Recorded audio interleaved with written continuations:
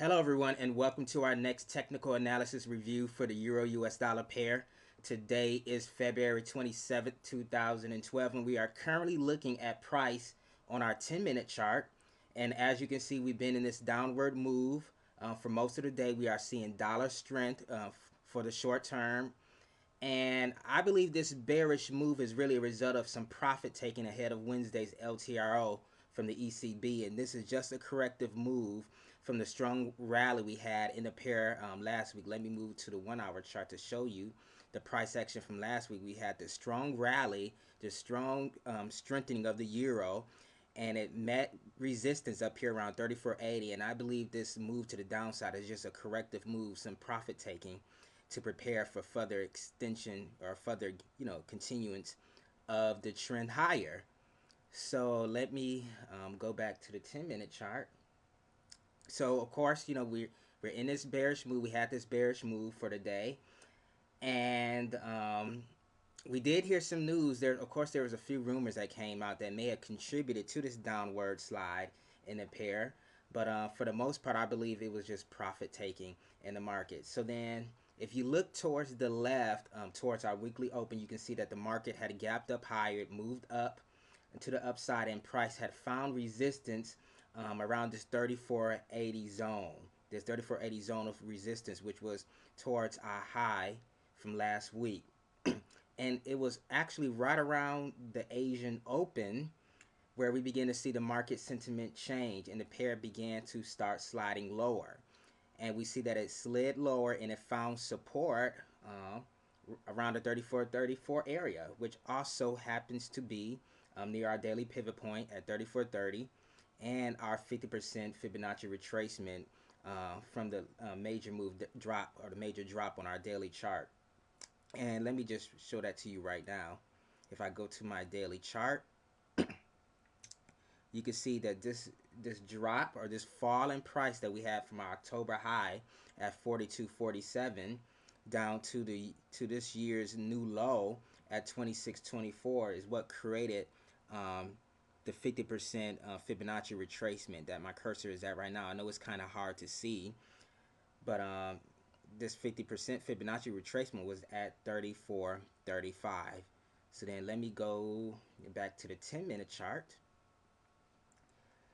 So you can see that the price had slid during the Asian session prior to the European Open, and it found support near this daily pivot point area, and it began to bounce and move higher from that level. Now, if you were in front of your platform during this time prior to the London Open, you could have entered a sell order at 34.55 upon bearish confirmation, and you could have took your profit near this 34.30 daily pivot point for a 25 pip gain, or you could have held out to it and took your profit near the 3400 psychological support area for about a 55 pip trade. So those were, of course, two options that you could have had if you would have entered here.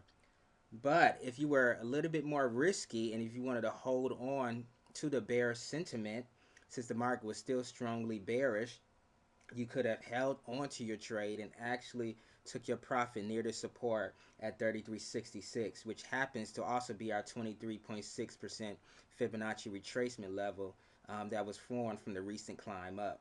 Now, let me go back to the 1-hour chart to show you that this climb up, this rally that we had last week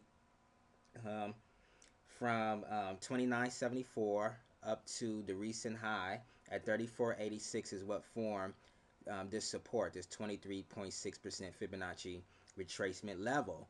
And you can see that price has slid and it stopped at this level, and it found, support at this 23.6% level.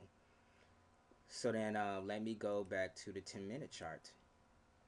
So if you had placed a sell order, like we said earlier, if you had placed a sell order around 34.55 and closed out your trade near the support at 33.66, then this would have resulted in a gain of 89 pips. It would have been an 89 pip trade if you would have held out on that trade. So then, of course, those were three options you could have traded if you had entered around or prior to the London Open. So then that was that. But of course, you can see that price found support. Excuse me, price found support at this level, and it began to bounce higher from this level. And for most of the afternoon, it began to trade sideways.